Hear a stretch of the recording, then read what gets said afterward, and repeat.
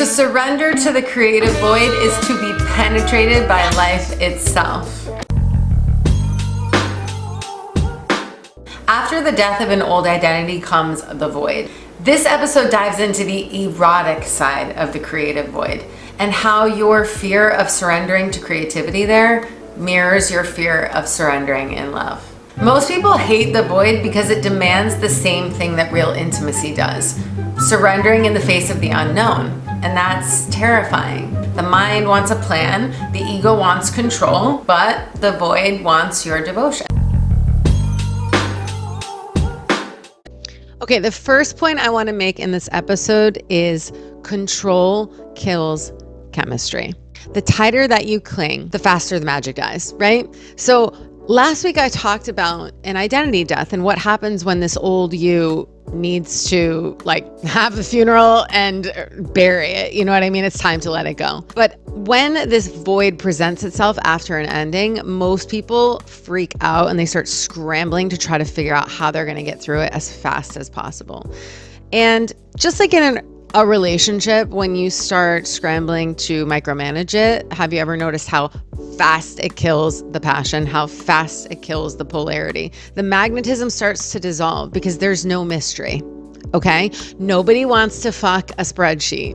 I don't, maybe you do, maybe that's your thing, it's definitely not my thing. When you try to make it happen, you strangle the natural flow.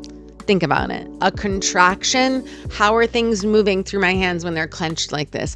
This is what you're doing to your creative energy. It's like tight asshole energy. I'm squeezing it. Tight pussy energy. That could be a good thing, but in this case, it's like you're contracting and nothing can enter. Okay? Nothing can flow. I would compare this to deep love making, full-bodied orgasm that happens naturally because you're so in the moment, you're so present in your body, you're so in that flow state versus you're in the moment of intimacy and you're suddenly, oh my God, I got to get a certain outcome. Even if it's a peak experience, it's got to happen in this way, in this time, in this position, blah, blah, blah. Oh my God. You're not even in your body at this point. You're in your head. You know what I mean? This is getting stuck in a loop of ignorant attachment, of desire that is grasping and clinging. And you're not allowing for something beautiful to happen there. The control aspect of the void, it's like giving yourself to the pleasure of the darkness instead of trying to curate and control the entire experience. This is number one when it comes to entering the void, but playing with the erotic side of the void. Think about it, babies are born in the womb, right? But they have to marinate in there. They're growing in there in the darkness, right? And it takes time. It doesn't happen overnight. It doesn't happen instantaneously. So the second point I want to make in this episode is that the void is raw and vulnerable, just like deep intimacy. If you're free falling through the air and you're I have no other choice but to free fall and hope that the net appears. It's not just hope here. This is why I study Buddhism. You can do things very intentionally to create the karma and create the causes for the results that you want through your mind, body, speech, through meditation practices and things like this. So it's not all luck, but the point is that it's raw. You're gonna have to lean into your insecurities, into your fears, into your doubts. And, it's just when you start to move from dating unavailable people to being in a relationship with a person who is very conscious and present and aware and accountable, who can not only see you fully, but see through you. And if you're a woman who's never experienced a man like that, it's very different than dating someone who's checked out or who isn't fully there for you or who's hot and cold and ghosting you and coming in and out. When you're in that type of connection where you both really see each other, it is extremely exposing. It's really scary at first. I think it's terrifying for a lot of women because somatically your nervous system is not ready. You're what the fuck is this? Especially if you've been used to really inconsistent energy. And maybe this plays out in your creativity or in your business too, where it's really unstable. It's all over the place. It's up, it's down. Or it's very dry and predictable. You don't allow there to be room for unpredictability or magic. And so everything is on the spreadsheet, planned at this time and this way. Again, I always say, like, can you imagine somebody's like, all right, we're going to put our whole sex life into the Excel spreadsheet. And this is what we're going to do. It's going to be 60 seconds here. And then you're going to turn around this way. And then you're going to move this way. And then breathe like this. And then look at me. Bleh. You know what I'm saying? Not sexy. So when somebody can truly see you and you're being that raw and vulnerable and in a relationship, for example, sometimes you feel like you're going to shrivel up and die. You feel so like out in the open, naked and afraid. My girlfriend, who is also an artist, we were talking about this week, and that's what sparked this episode. She's an artist and she has a creative business. And she literally said to me, Allie, especially recently with my content as of lately, she's like, Allie, some days when I read your Instagram posts or I read your emails, she goes, it's like getting my thong ripped off and being naked in the room with you and showing you my pubes. Like, she's like, that's how, and not just I take my thong off gently, like you yanked it off. Do you know what I'm saying? And I understand what she means by that, because what she's saying is your content is fucking activating, but it's touching a point that's so raw and real that I can't help but also be kind of turned on by it. That's what being in the creative void and actually allowing it to move through you in a way that you've probably never done before. You know, and that's why I was talking to this girlfriend about it, because her struggle has been really leaning into her erotic edge in her content. And that's where she, like, behind the scenes, that is who she is. Like, she truly is this person. But when it comes to doing it in public, like for the brand, and it's in like, oh, my family's going to see this, my brothers and sisters or whatever, my people are going to judge me, people from primary school or whatever are going to see that, like, who the fuck am I? Like, I feel like an imposter, et cetera, et cetera. You know what I mean? But like behind the scenes, this woman is so incredible, magical, and it's just her true nature. But do you know what I mean? Like, if you're in the void and you're trying to micromanage it, then you definitely are missing out on a lot of your magnetism. So number 3, that brings me to this point. If you can't surrender, for example, to a fully available lover who can see you, then you're not going to be able to surrender in the creative void either. It's really one and the same, you guys. Why? I'm going to use an example here. And again, this relates to the friend that sparked this combo. For example, with creative alpha females who are hyper independent, hyper perfectionist, hyper ambitious, overachieving, approval seeking, and also on a spiritual path, and also probably like on a conscious relationship path, because this is all interwoven in my world. These women struggle the most with the void and the erotic because they use their intellect and their logic to bypass the messy, raw, flawed vulnerability of real intimacy. These women tend to avoid the process of like genuine sensual embodiment and erotic embodiment in favor of intellectualizing things, because your authentic creative expression is just like your authentic sensual expression. It's not performative. If it's performative, for example, if you feel insecure about your transmissioning, you're not fully there yet, like it hasn't really landed for you in your unique way, and you tend to copy other people.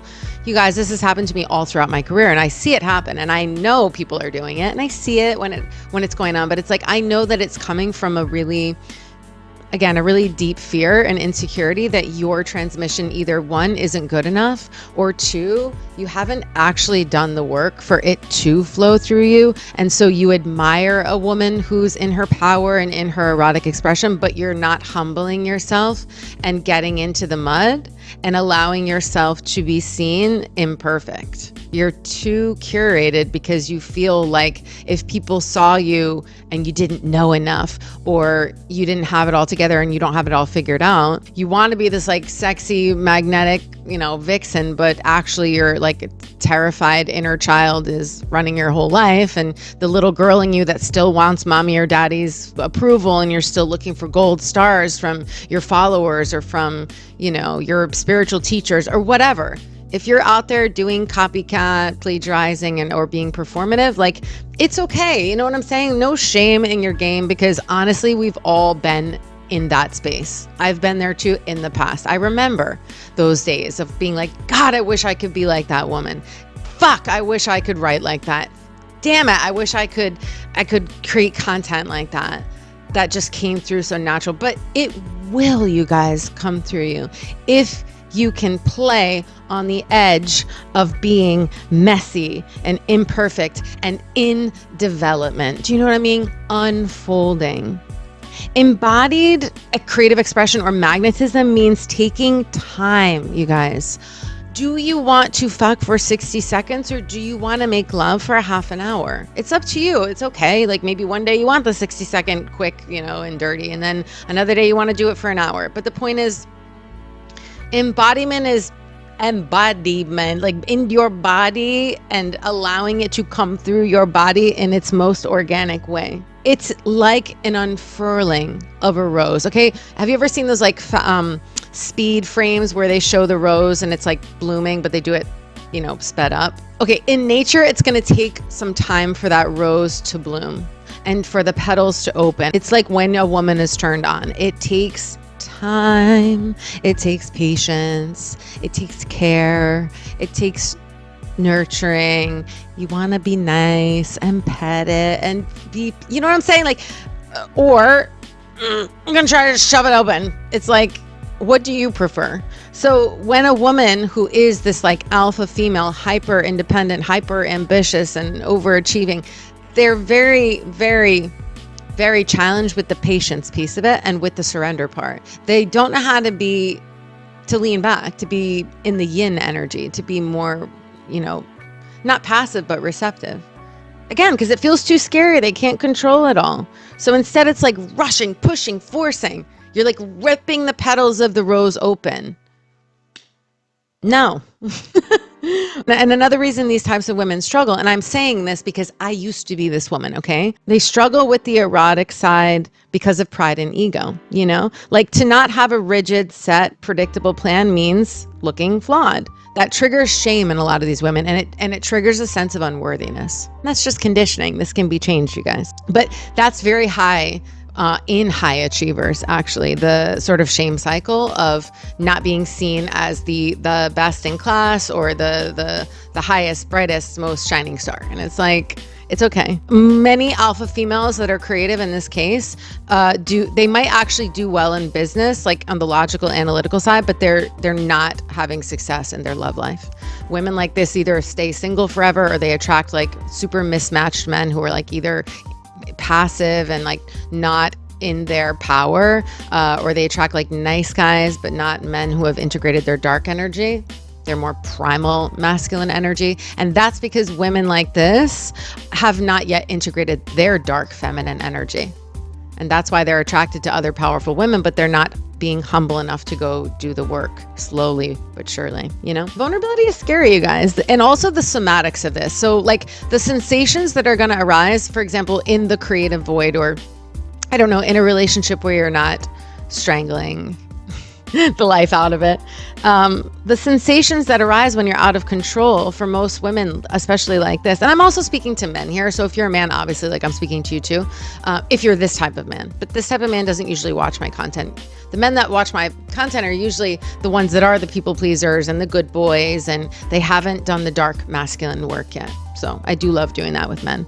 But yeah, women like this, especially, they bypass the somatic, and as soon as the sensation that comes up with the lack of control or the fear or the doubt or the insecurity, immediately they're in their head. Immediately it's like, I can't feel this. It's too intense. It's too overwhelming. So immediately they start getting into the intellectual side. It's like operating from the neck up. You're even disembodied. And that's not where your eros, like life force, lives. It's not in your head, right? It's not just up here. It's in your heart. It's in your hips. It's in your pelvis. It's in your genitals. Like, do you know what I mean? Breathe into the lower part of your body. Like, that's where you start to charge this energy, and then you can use it like tantric ways, like the Taoists were, having meditations and ways to circulate this energy through your body, not just for health reasons, but you can also use it for your creative energy. So you want to learn how to create from your erotic current. That's really what I'm talking about today, not from your dry fucking logic in your brain. Okay. Like, can you feel the difference? If you're creating from your pelvic area, you're creating from your pussy versus like, oh, I'm gonna write a really good piece of content today. Number 4, the void tests your devotion, not your strategy, you guys. It's like foreplay. It really is. If you can treat it that way, if you can have this perspective, okay? So it stretches your capacity to be moved by the unknown instead of trying to figure it all out and have a perfect plan. Again, like I said, in Buddhism, you can use the time in the void wisely. You can learn to work smarter, not harder. You don't just have to be flailing around freaking out. Every single day, you can do practices where you're creating the causes for the result you want. In the laws of karma, like produces like. And for any result that you get down the road, which will always be bigger because karma grows, you need a cause for it, okay? So you start working smarter. You're like, let me plant those little seeds in my mind through mind, body, speech of the things that I do want to experience after this void has sort of wrapped up and after I'm moving into my next chapter. Do you know what I'm saying? You don't just have to sit there twiddling your thumbs, feeling lost and powerless. You are not powerless, you guys. You can do so much. And some of the doing will be learning how to just be and open yourself up. The void is not asking for your business plan. The void is asking you if you can stay wet for the mystery. Okay? Number 5. My last point here. Your power here in the creative void really lives in your openness, okay? Your openness to surrender your control issues, your willingness to not know what's coming, lean into it, and be with that discomfort fully. If you haven't read the book Existential Kink, by the way, it's an amazing shadow work book, and it also gets into like somatic practices to feel the energy that's like making you feel reactive right now, and then transform and alchemize that energy into pleasure. It's really incredible. It's like one of the best books I've ever read, especially about shadow work, and it's really fun. So I highly recommend that, by the way, if you're dabbling in this and you've never read it before. It's a book I use with my clients a lot. So when you can stay surrendered while everything feels uncertain, that is where your magnetism comes back to life. Your radiance comes online. And that's when your own unique erotic pulse can flow through you. That's where your best content comes from, you guys. It's where your best work comes from. It's like where your most powerful transmissions come from your unique current, not from you trying to copy someone else's or from you trying to bypass it completely and just do this in a logical way. You can do it in just a logical, practical, very dry way, but it's not fun. It doesn't really feel good. And personally, I don't work that way. That does not resonate to me. I would rather poke my eyes out with sharp blades. So I thought this was a really fun way to kick off Scorpio season. We're kind of into it by the time this episode's out, but I would love to help you guys with this. Like I said, between the identity death and the void that follows, I think this is one of my most favorite things to walk clients through, because it is scary to do it by yourself. But when you've got support from someone who's done it 100 times like I have and who knows how to play with this now, it's not so scary. Okay. And when it is, you can learn how to lean into the humor and make it more pleasurable. It doesn't have to be a miserable experience. It can actually be a pleasurable experience, right? So I will leave you all with that. You know, the void wants you wet and open, baby. So if that's for you, if I'm your flavor, go ahead and check out my private mentorship. I've got I want to say 1.5 spots open. I have some people that are coming in. So I had said I opened 2 spots for the rest of the year. I might make it 3 because right now I'm it's almost done. So if you want to work with me, definitely check out the application below. The link is in the description box. Other than that, I love you all so much. I hope this was helpful for you. I hope it made you smile. I hope it gave you some insight, and I will see you guys on the next one.